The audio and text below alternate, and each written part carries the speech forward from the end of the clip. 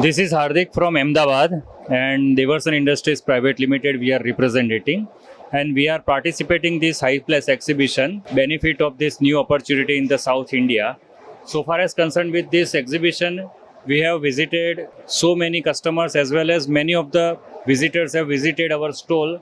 And during this exhibition, these 2 or 3 days, we have found lot of opportunities in the South India market. So we are going to expand our business in that particular profile in South India. Basically, we are representing from color line. So the colors for the plastic industries we are manufacturing. For the manufacturing of this particular master batch recycled granules, we are supplying them the colors. So we are based on Ahmedabad. We are 100 years old company and we are going to promote our product in the entire South India market. Thank you so much for these exhibitors and organizers. Thank you so much.